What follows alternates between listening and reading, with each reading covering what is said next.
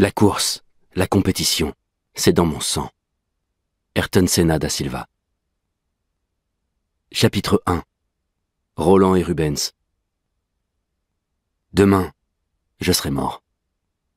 Pourtant, j'aurais voulu gagner cette putain de course. Faire un pied de nez à la grande faucheuse. Brandir un drapeau autrichien sur le podium en hommage à Roland. Lui aussi est mort. Je l'avais croisé à la veille de son premier Grand Prix. C'était au Brésil, chez moi à Sao Paulo, dans ma ville.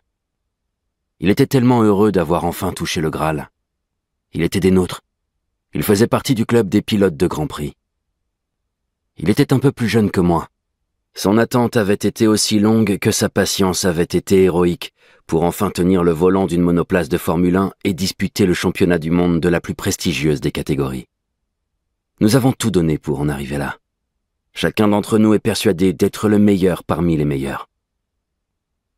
Roland m'avait dit qu'il était spectateur dans les tribunes du Grand Prix du Japon en 1989, celui où Alain m'avait accroché dans la chicane. Une de nos nombreuses péripéties avec Prost. Il me manque, le petit Français. Sans lui, la compétition n'a plus la même saveur. J'ai perdu mes repères. Je n'ai pas trouvé une nouvelle cible. Tout ça n'aura plus d'importance après-demain. Notre brève conversation derrière les stands d'Interlagos avec Roland s'était conclue par une chaleureuse poignée de main. Je me souviens de son immense sourire. Roland m'avait ému. Il irradiait de bonheur même s'il ne pilotait pas la meilleure des voitures. C'était il y a plus d'un mois, et nous n'avions pas eu l'occasion de nous recroiser. Tout à l'heure, Roland est mort. Comme tout le monde, j'ai assisté à son accident en direct à la télévision, puis j'ai vu sa monoplace disloquée lorsque je me suis rendu à l'endroit de l'impact. J'ai toujours voulu comprendre, aller sur les lieux d'un accident. L'autorité sportive m'a réprimandé pour ce comportement. Je n'en reviens toujours pas. J'étais et je reste très en colère. J'en parlerai demain matin au briefing des pilotes. Là-bas, au bout du circuit, la marque du choc était bien visible sur le mur à gauche, juste avant le virage de Tosa.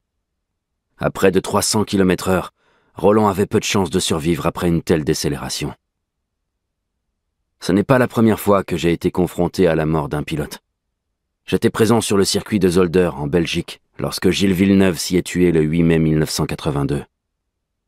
Le mois précédent, le 25 avril, le Québécois était sur le circuit d'Imola. Il en était parti frustré et surtout furieux. Son coéquipier, Pironi, lui avait volé la victoire. Enfin, Gilles l'avait considéré comme ça. Peut-être avait-il été un peu naïf. Il aurait dû se douter que les pilotes capables de laisser filer une victoire en Grand Prix sont rares, même pour obéir à un ordre du directeur d'équipe.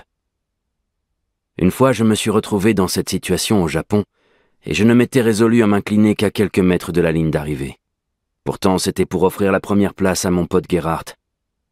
Cette histoire de victoire volée, j'en ai fait aussi l'expérience avec Alain. Je ne connaissais pas Gilles Villeneuve. J'étais trop jeune et je débutais dans le sport automobile. Je me suis renseigné depuis. C'était un artiste. Certains le comparaient à un acrobate, d'autres à un funambule. Et parfois le funambule tombe de son fil. Je sais aussi que Gilles était d'une immense loyauté. Sur le podium d'Imola, il n'avait rien caché de sa colère. Il s'était juré de se venger, mais la vengeance est mauvaise conseillère. Elle fait oublier la sagesse et la clairvoyance. Lorsqu'on perd le contrôle de ses nerfs, c'est le meilleur moyen de se mettre en danger. Il y a tant de façons de mourir en Formule 1. Roland, lui, n'avait aucune revanche à prendre. Il cherchait simplement, comme nous tous, à se jouer du temps, à raccourcir son tour de circuit, à grignoter ces fractions de secondes qui font la différence. Parfois, au volant d'une voiture de course, la vie se joue à cette fraction de seconde. La mort n'est rien. Ce n'est qu'un passage. Un éclat. La violence d'un accident fatal offre des avantages. Pas de peur, pas de douleur, pas de conscience de la mort qui approche. Rien d'autre qu'une anesthésie générale. Les témoins qui assistent à un accident mortel s'en font tout un monde. Mais pour celui qui est au cœur de l'action, c'est un instant fugace, un éclair avant le néant. Est-ce qu'on voit vraiment toute sa vie défiler en accéléré ? Je ne crois pas.